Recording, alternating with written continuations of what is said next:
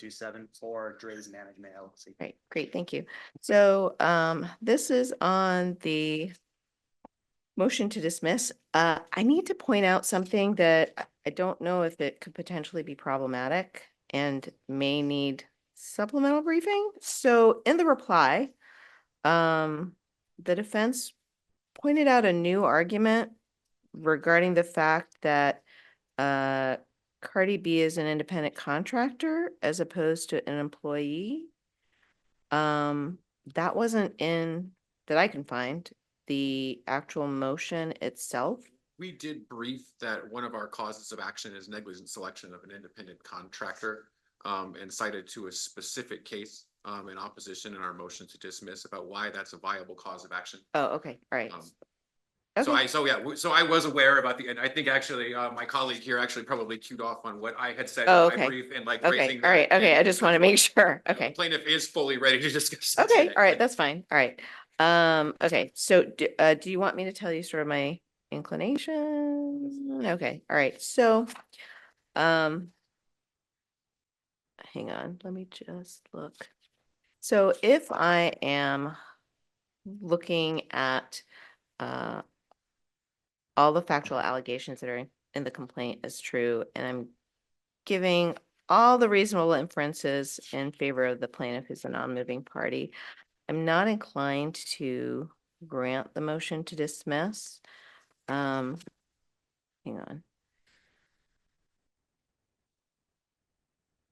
Now, I will say that the complaint itself doesn't give actual specifics that the corporation, that their managers, officers, the like, actually ratified the actions. And I do have a question, I guess, as to whether or not inaction is ratification and if there's any legal support regarding that. I will say that if I'm looking at reasonable inferences and we're talking about having notice and inaction, that may give rise to allowing a dangerous condition to persist that would potentially amount to conscious disregard for patron safety.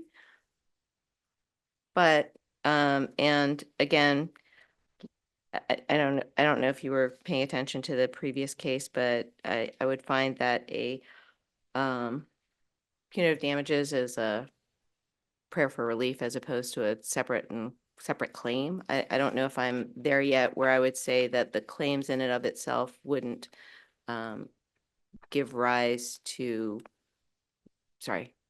that the claims themselves don't have inferences enough to support a prayer for punitive damages at this point. So I'm inclined to deny. Certainly, if you would like to try and convince me otherwise, if there are other portions of the argument that you think I'm missing, I'll certainly allow you to argue.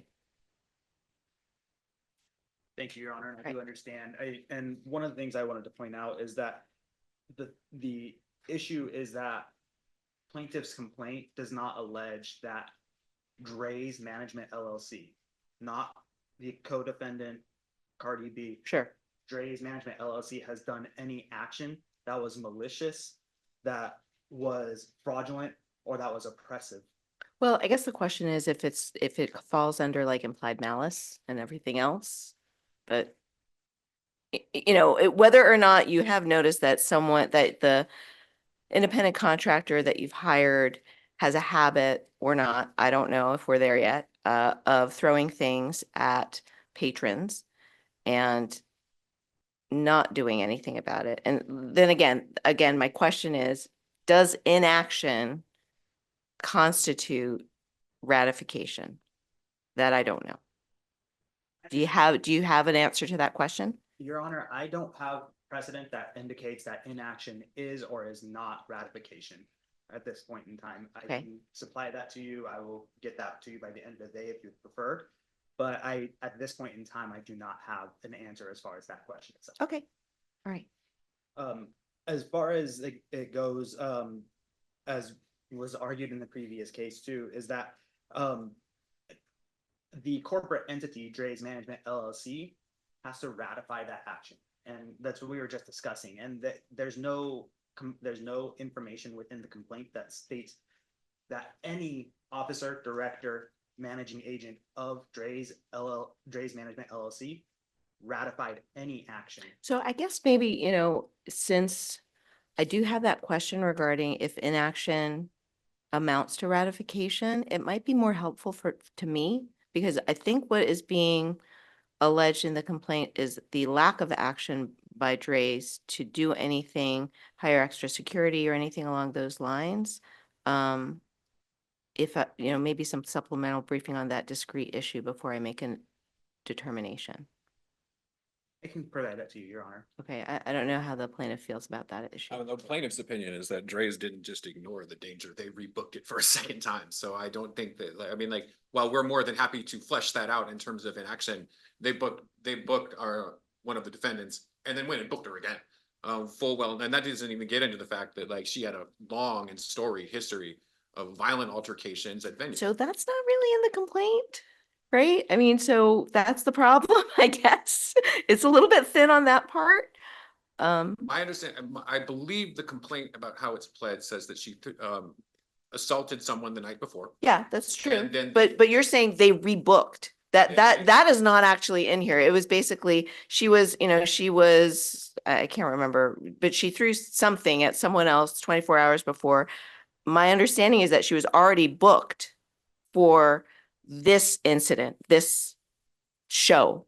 So if what you're saying is that you're saying she had that prior incident, this show wasn't booked, and then they rebooked her, that may be an inference of ratification, but that's not what's actually in the complaint. Understood. I mean, I do think though that it's innate that, like, a venue in Clark County, if, for example, you go into a venue the night before and the performer assaults someone, which is what happened here, and then they go in and assault it again, I just find it hard to believe, and that there's not an inference to be drawn there, that Dre's had some level of control in order to at least either talk to the performer, put in an increased security precautions, or ultimately just cancel the whole thing based on the behavior that had already exhibited itself.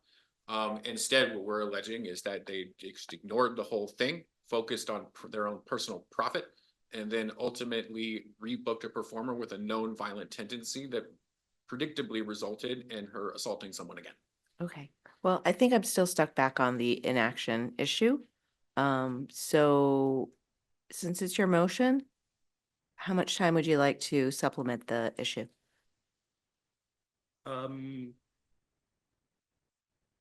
Would a week suffice? That's fine. And then how much time would you like to respond? We can do 1 week after that. Okay, and then